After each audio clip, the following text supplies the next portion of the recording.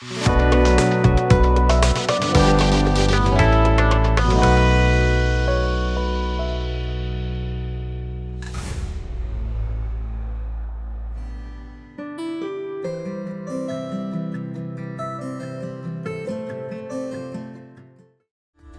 है पुस्तक अलामेलू की भूख।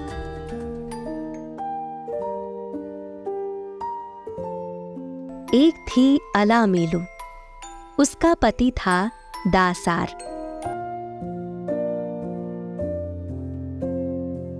दोनों दक्षिण भारत के एक छोटे से गांव में रहते थे।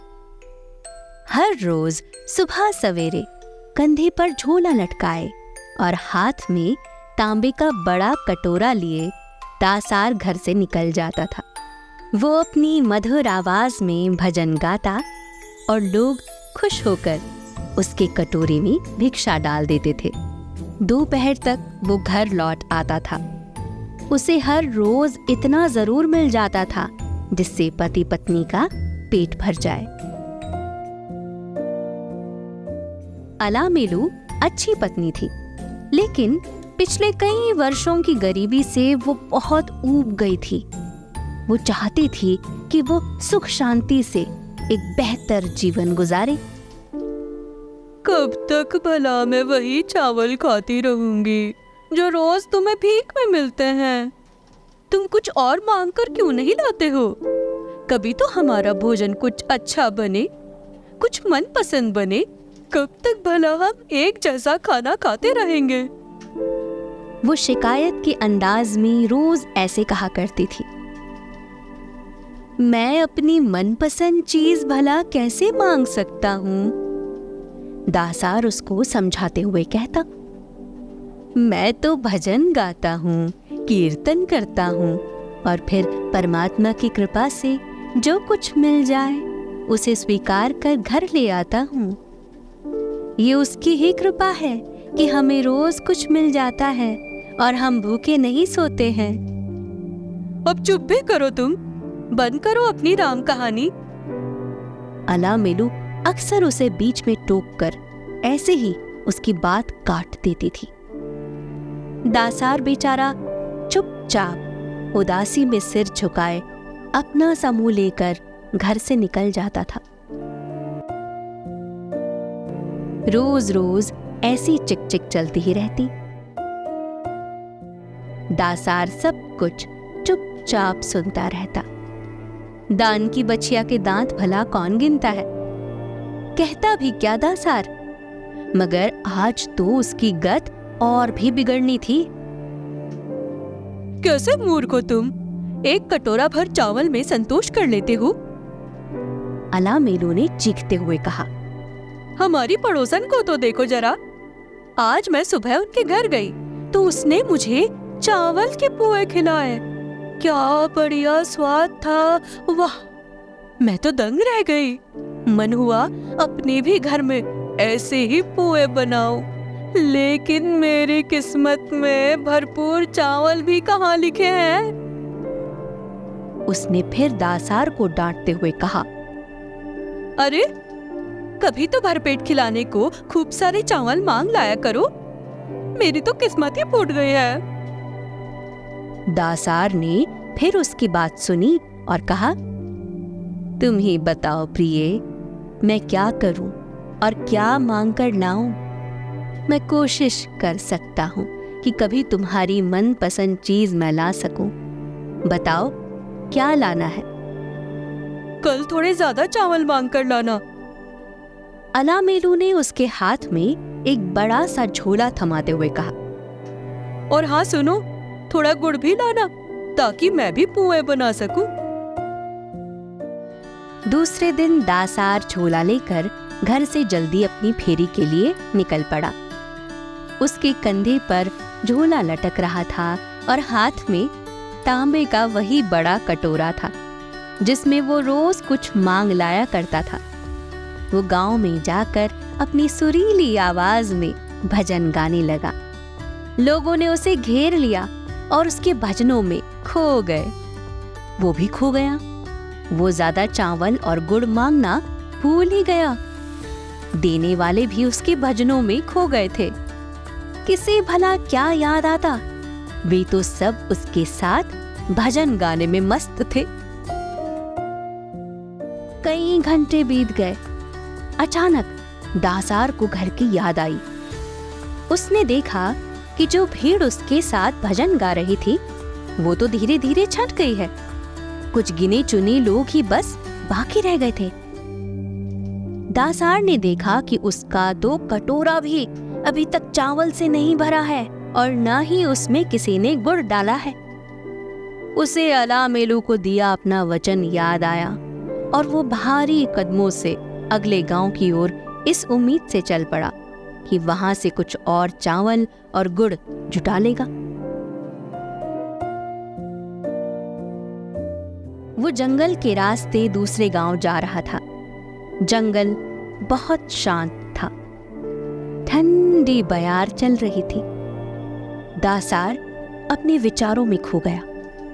अचानक रास्ते में उसे एक बूढ़ा आदमी मिला।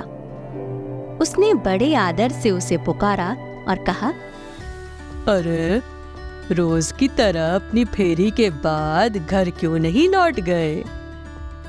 दासार ने बूढ़े बाबा के चमकते चेहरे की ओर ध्यान से देखते हुए कहा, क्या बताऊं दोस्त, घर पहुंचा और पत्नी ने यदि ये पाया कि मैं झोला भर गुड़ चावल नहीं लाया हूं तो क्या मालूम मुझे क्या क्या सुनना पड़ेगा। वो तो पोए बनाने की उम्मीद लगाए बैठी है। बूढ़े बाबा की वाणी और व्यवहार में आत्मीयता देखते हुए दासार बाबू ने अपनी सारी करुण कथा उनको सुना दी। कहा, मैं तो एक गरीब आदमी हूँ। रोज भजन गाने के बाद भीख में जो मिल जाता है उसे हरि की कृपा मानकर संतोष कर लेता हूँ। मगर मेरी पत्नी को कभी संतोष नहीं होता। वो सदा पकवानों के लिए तरसती रहती है। अमीरी उसे बहुत अच्छी लगती है। अब मैं क्या बताऊं, ये मेरी किस्मत है कि मैं ही उसे मनचाही चीजें लाकर नहीं दे सकता। क्यों? विस्मय के साथ बूढ़े बाबा ने उसके झोले को अपने हाथ से छूते हुए पूछा, मैं देख सकता हूँ तुम्हारे झोले में तो इतना सारा गुड़ और चावल भरा है कि तुम्हारी पत्नी अपनी इच्छा के अनुसार पुए बना सके। जाओ और अपनी पत्नी को ये देते हुए कह दो कि तुम्हें वो सब मिल गया है जो वो चाहती थी। ऐसा कहते हुए बूढ़े बाबा जंगल में कहीं ओझल हो गए और दासार ने झोला उतारकर देखा तो वो चावल और गुड़ से भरा हुआ था। दासार ने इधर उधर देखा कि वो बूढ़े बाबा को धन्यवाद दे, मगर वे तो घने जंगल में कहीं खो गए थे। दासार बहुत खुश हो रहा था। मन ही मन फूला नहीं समा रहा था और यही सोच रहा था कि उसके प्रभु ने ही कृपा करते हुए बूढ़े बाबा को उसका झोला भरने को भेजा था। उसने जल्दी जल्दी घर पहुंचकर और पुलकित होते हुए झोला अलामेलू को थमाते हुए बूढ़े बाबा की कृपा की सारी कहानी कह सुनाई। अलामेलू ने जैसे ही झोले में देखा तो चकित होकर बोली, बूढ़े बाबा की कृपा है कि उसने इतना सब हमें दिया। अब तुम जाओ, नहा धो लो, मैं पुए बनाती हूँ और फिर हम मजे से पेट भर पुए खाएंगे। जल्दी ही पुए बन गए थे। अलामेलू तो फटाफट उन्हें खाने बैठ गई थी। भगवान की प्रार्थना भी भूल गई थी। जिसने इतना कुछ भेजा उसे धन्यवाद देने का धीरज भी वो नहीं धर सकी थी। इसी बीच दासार नहा धोकर आया।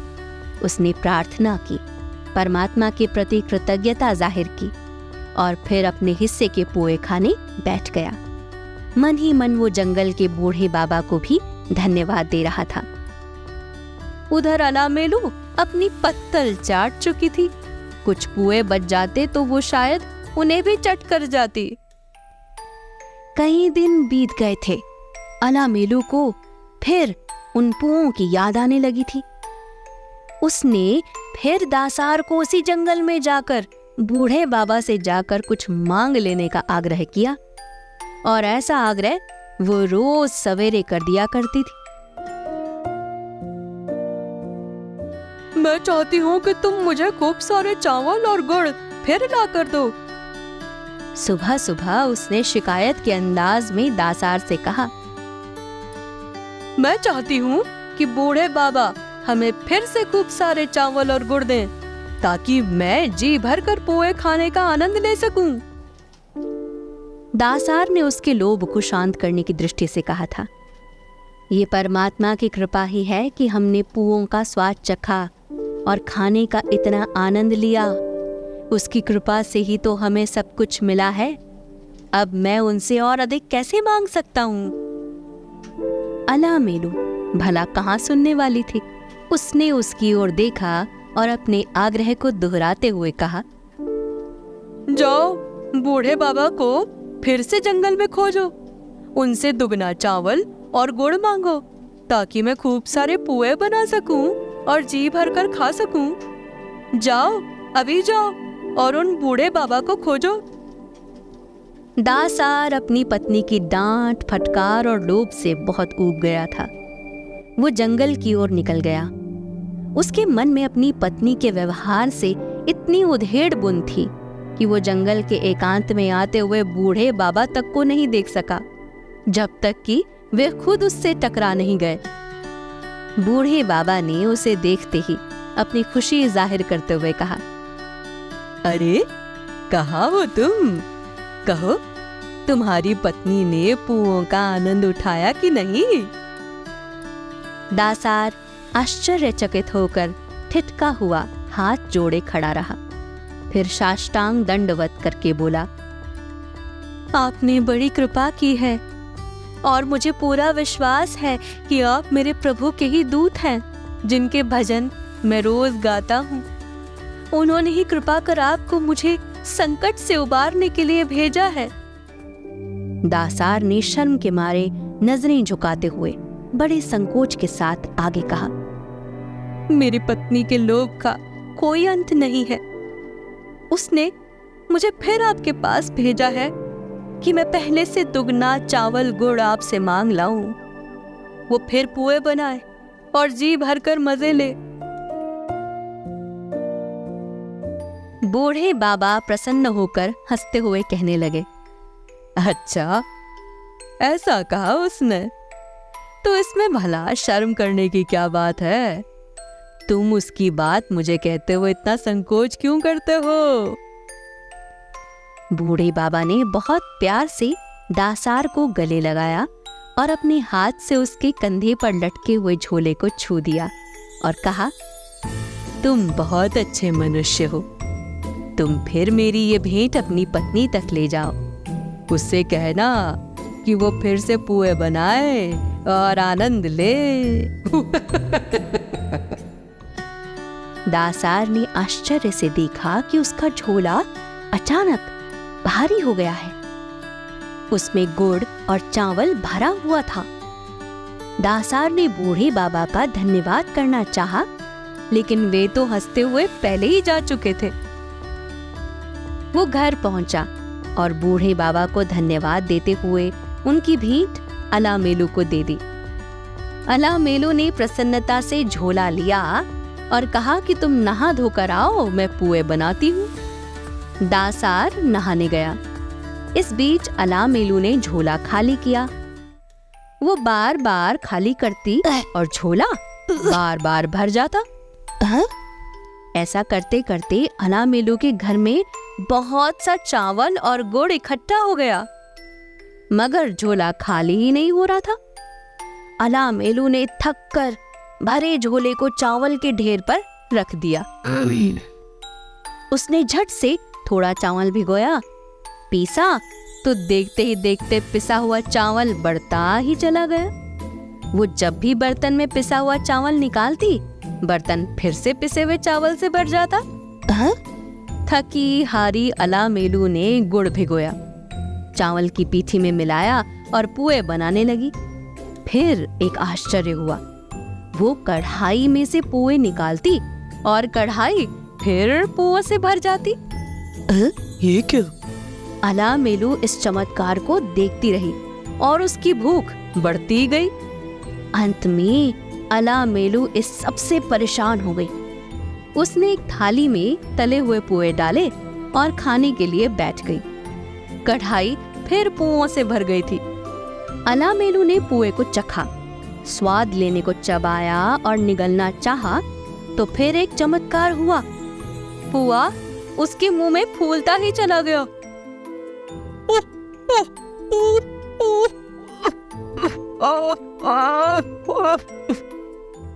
इतना फूला कि अलामेलू से निगलते ही नहीं बना।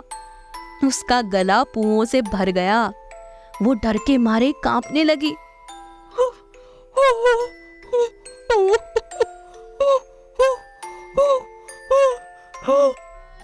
उसकी सांस जैसे रुक गई, आंखें फटने लगी। न निगलते बना न थूकते बना। तभी दासार कमरे में आया और पत्नी की हालत देखकर हैरान रह गया। धीरे धीरे सारी बात उसकी समझ में आने लगी थी। अलामेलू की आंखें फटी जा रही थी। वो पुओं को चबाने का प्रयत्न करते हुए आगे बढ़ी और पति के पांव में गिर पड़ी और रोने लगी।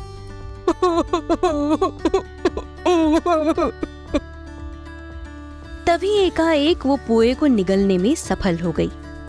अलामेलू ने रोते हुए पति के पांव को पकड़े पकड़े कहा, ईश्वर ने मुझे मेरे लोभ की सजा दे दी है।